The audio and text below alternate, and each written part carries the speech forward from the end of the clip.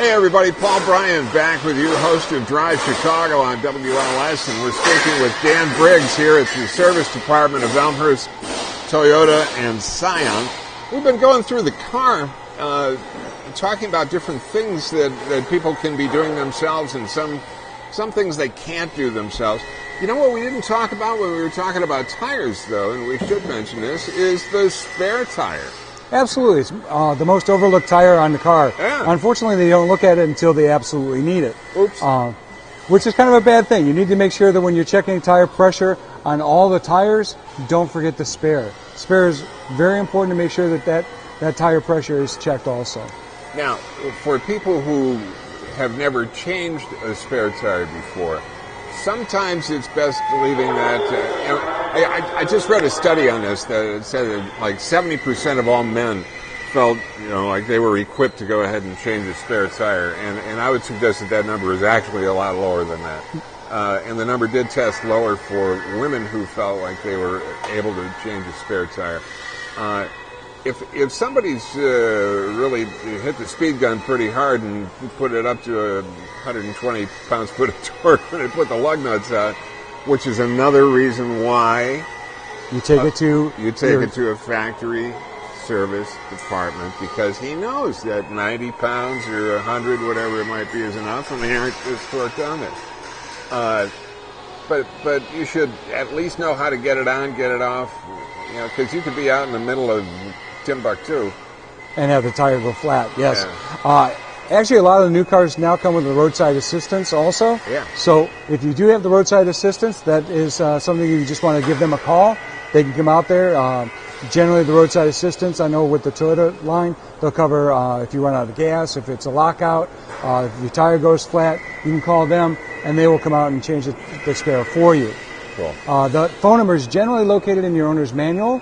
If you are stranded somewhere and you need to get a hold of that. Is that book that comes in the glove box that nobody looks at? Yes, yeah, that would be it. That's the owner's manual.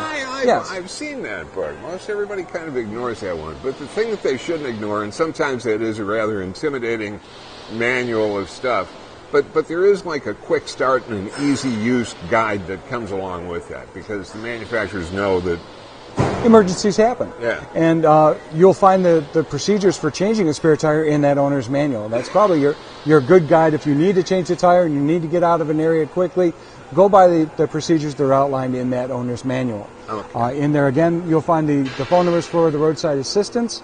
We at Elmhurst Toyota have our own app. If you have a smartphone, there is an app that's available that on our app will show the roadside assistance number, along with a lot of pertinent information. That's for the people that don't have the smartphones. Okay. You're driving along. Everything's good. You're listening to Paul on the radio on Saturday morning. You're going, boy, this is great. I'm going to have a great weekend day. And all of a sudden, your dashboard lights up like it's Christmas.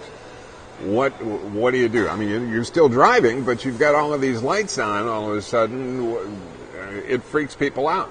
Oh, absolutely.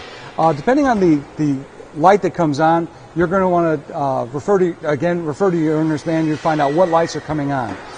The most common is your check engine light. The check engine light is generally a picture of the engine. It's orange in color. When that comes on, one of a couple things are happening. One of the sensors inside the engine is saying, hey, we've got a problem here, and that's just alerting you to the fact that you have a situation that needs to be looked at. Other warning lights that come on are oil pressure or oil level. Those are a little bit more important, that you stop the car immediately, pull off to the side of the road where it's safe, turn the engine off, and get a hold of a dealer. Or, there again, your roadside assistance, get the car towed into a dealer. Because if you don't have any oil floating around in there, or you've lost pressure, bad things happen.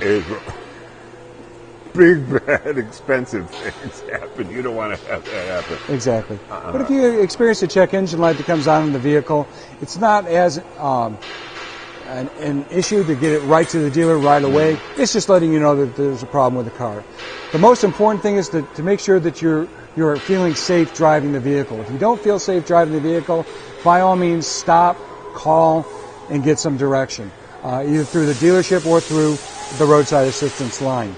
If you do feel comfortable in driving the car isn't, there's no drivability concern, there's no transmission shifting issue with the vehicle and you do feel safe in driving the vehicle, give us a call. We'll get the car in here. We'll check it out, find out what's causing the check engine light to come on. That's whichever manufacturer, whichever dealership.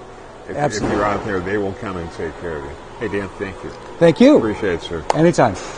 More as these develop. They're going to develop. We'll do more of these, and you'll find them right here on DriveChicago.com.